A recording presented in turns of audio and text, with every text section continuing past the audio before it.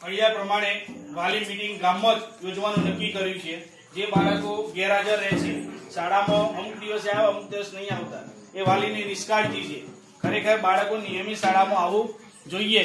સરકાર આપણને ઘણા સહાય કરે છે, શિષ્યવૃત્તિ આપે છે, બરાબર, વિદ્યાલક્ષ્મી બોન્ડ આપે છે, સરકારના બહુ પ્રયાસો રહેલા છે, છતાં વાલી આટલી સહાય મળવા છતાં વાલી બાળકને ઘેર રાખે છે।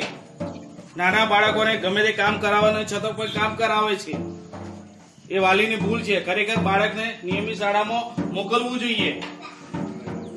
અમે અખંબડિયા પ્રાથમિક શાળામાં આવેલા છીએ। વાલીઓ બધા શાંતિથી સાંભળે, બાળકો પણ સાંભળે। તમે નિયમિત શાળામાં મોકલજો। એટલે અમે જે બાળકો ગેરહાજર રહે છે એ બાળકોને અમે બોર્ડ પ્રમાણે, વિષય પ્રમાણે આવેલા છીએ। ઢોલ નગારા સાથે વગાડીને શાળામાં અમે લઈ જવાના એવા પ્રયાસો છે।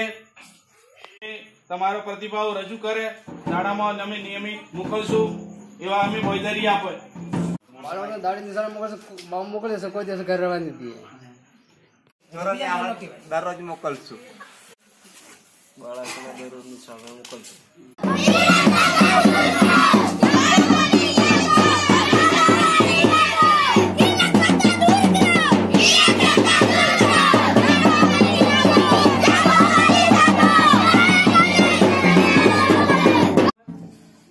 અને વાલી તરીકે તમે જાગૃત થાઓ।